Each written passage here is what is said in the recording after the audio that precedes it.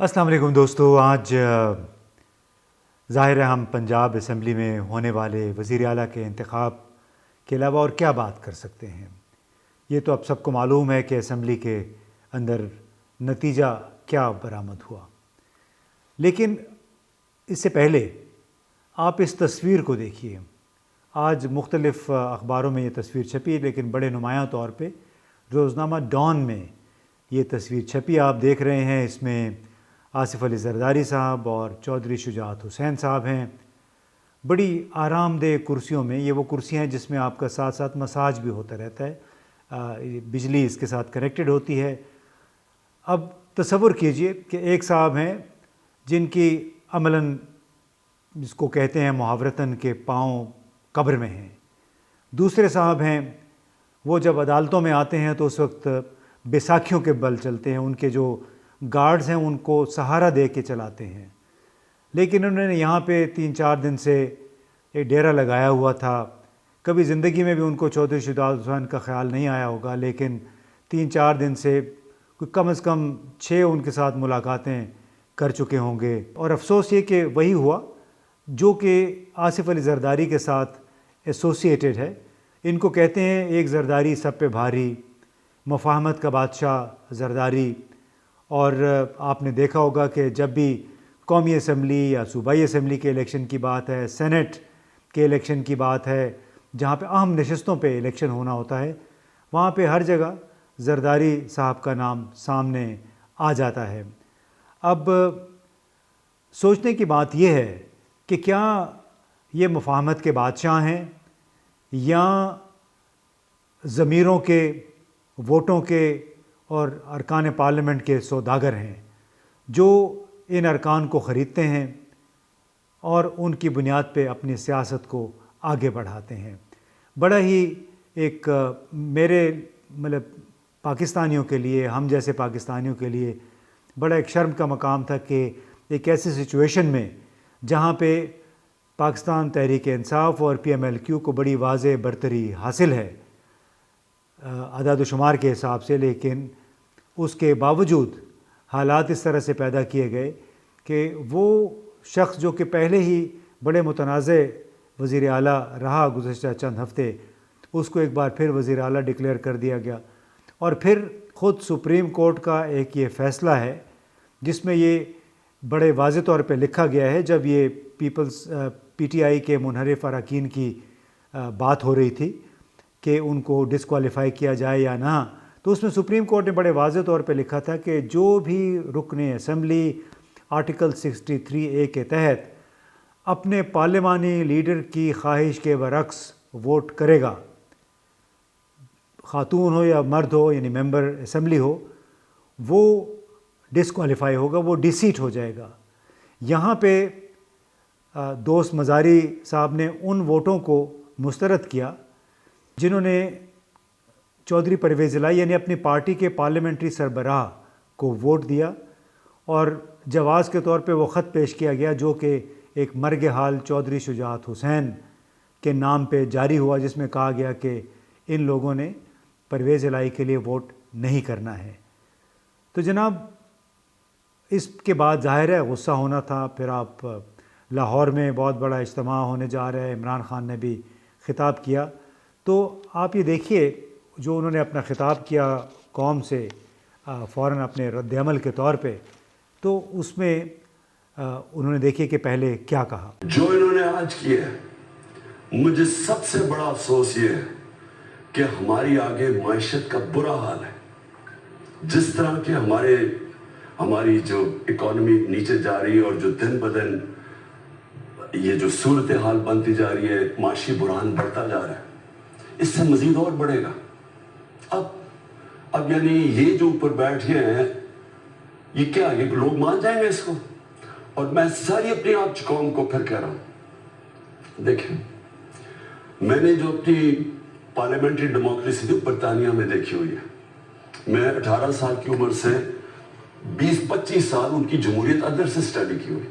देखिए, पुरअमन एहतजाज, जब तक आप पुरअमन एहतजाज नहीं करेंगे, मैं कभी नहीं कहता कि कोई कानून अपने हाथ में ले, मैं ये नहीं कहता तोड़ फोड़ करो। آج آپ سب کو پرامن احتجاج کرنا چاہیے. رات کو جب بھی نکلے اپنا احتجاج رجسٹر کریں, کیونکہ آپ نے بتانا ہم انسان ہیں, ہم بھیڑ بکریاں نہیں ہیں کہ جو کان کھینچ کے ادھر کر دو تو ادھر کا یہ قیمت لگا دو کہ یہ اوپر بند کمروں میں پیسے چلا کے پاکستان میں فیصلے ہو جائے تاکہ یہ اور آئے پاور میں اور پیسہ بنائے. میں سب کو آج کہتا ہوں کہ آج آپ اپنا احتجاج رجسٹر کریں. ان کو پتا چلے کہ یہاں پاکستان کی جو قوم ہے یہ زندہ قوم ہے. اور میں نے جو پچھلے 3 مہینے میں دیکھا, میں نے اپنی ساری زندگی اس ملک میں بڑا ہوں 26 سال سے, جس طرح میں نے کہا میں پولیٹکس میں, میں نے کبھی اس طرح کی بیداری قوم میں نہیں دیکھی, سیاسی شعور اپنی قوم میں نہیں دیکھا جو میں نے ان 3 مہینے میں دیکھا. دوستو, آپ نے سنیا کہ عمران خان ظاہر ہے بہت غصے میں ہیں, لیکن اس میں ایک بار پھر انہوں نے آصف علی زرداری کو اپنی تنقید کے نوک پہ رکھا اور بار بار انہی کا حوالہ دیا کہ کس طرح انہوں نے ایک شب خون مارا ایک ایسی صورتحال میں جب کہ پی ٹی آئی اور پی ایم ایل کیو کو ایک واضح برتری حاصل تھی. پبلک میں تو نکل ہی نہیں سکتا آصف زرداری. پبلک میں نکلے گا لوگ اس کو انڈے ماریں گے.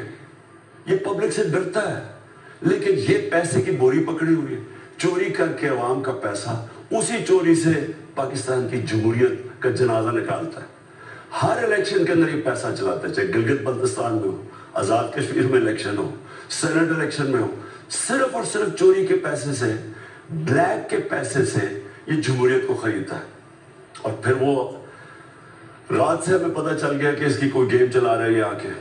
میں نے آپ کو کل رات آپ سے بات چیت بھی, آپ سے عوام سے بھی بات کی کہ ہمیں پتا تھا کہ اب عوام نے جس طرح کا مینڈیٹ دیا, ہمیں پتا تھا کہ اس نے کوئی گیم کرنی ہے. اور آج جو ہوا ہے, میں اس لیے حیرت میں ہوں ابھی تک کہ یہ انہوں نے کیا کیا ہے.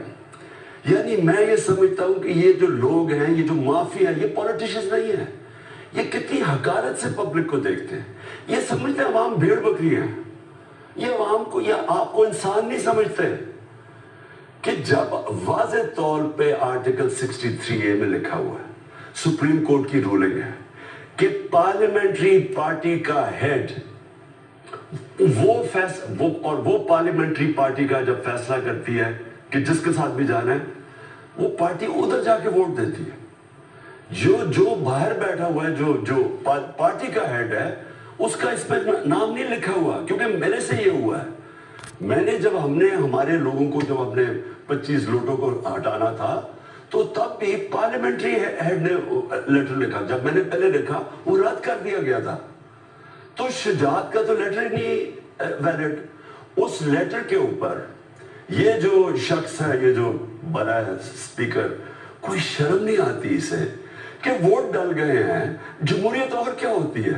10 کیوں لیگ کے ممبرز نے پارلیمنٹری پارٹی کے ہیڈ پہ ووٹ ڈال دیے جا کے, ہم جیت گئے, اور اس سے جا کے الیکشن دوسروں کو جتا دی. یعنی جو چیف منسٹر بنا تھا پرویز الہی کا, اس کی بھی ووٹ نون لیگ کو دلوا دی. تو دوستو, آپ نے عمران خان کی باتیں سنی, اور اس سے پہلے آپ یہ بھی دیکھیے کہ جس طرح ان لوگوں کو قومی پنجاب اسمبلی لایا گیا بسوں میں بھر کے. یعنی ایک ایسا زمانہ ہے پاکستان میں کہ جہاں پہ پارٹی کے سربراہ اپنے پارٹی ارکان پارلیمنٹ پہ اعتبار ہی نہیں کرتے. تمام پارٹیوں نے اپنے ارکان کو الگ الگ ہوٹلوں میں رکھا اور ان کو پھر بسوں میں اکٹھا لے کے, جیسے کوئی جانوروں کو اپنے باڑے سے نکال کے اکٹھے ایک ٹرک میں ڈالتا ہے اور اپنی منزل تک پہنچا دیتا ہے. اب اس سے کیا ظاہر ہوتا ہے؟ اس سے اس ملک میں منافقت, بے اصولی, بے ضمیری اور اقتدار کی ہوس کا ایک اندازہ ہوتا ہے. اس سے بڑا کیا ثبوت ہے کہ پارٹیوں کو اپنے اپنے ارکان پر اعتماد نہیں اور ان کو جانوروں کی طرح ٹریٹ کیا جاتا ہے.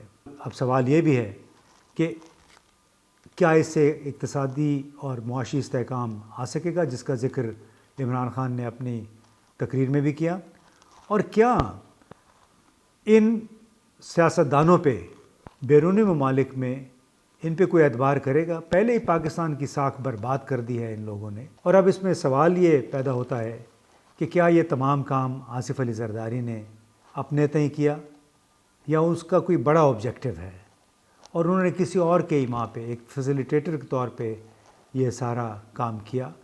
اب اس میں معلوم نہیں سپریم کورٹ سے جب پی ٹی آئی رجوع کرے گی اور 186 افراد کو کہا گیا کہ وہ سپریم کورٹ کے سامنے آ کے دھرنا دیں. اب قطع نظر اس کے کہ سپریم کورٹ کیا فیصلہ کرتی ہے، چند ہفتے کے بعد، چند مہینوں کے بعد بھی یہ واضح ہو جائے گا کہ آصف علی زرداری اور ان کے جو ہم نوا ہیں اس تمام کھیل میں، اس کی انتہائی منزل، آخری منزل کیا ہے.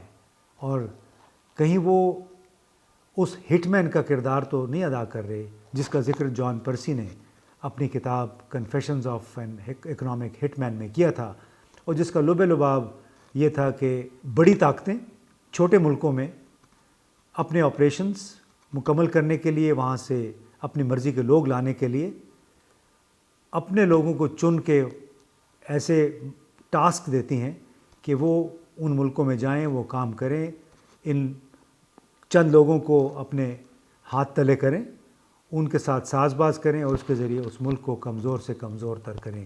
کیا پاکستان میں بھی کوئی ایسا ہی ہونے جا رہا ہے یا کوئی 6-7-8 مہینے کے بعد یہاں پہ کوئی معجزہ ہوگا؟ یہ ابھی دیکھنا باقی ہے.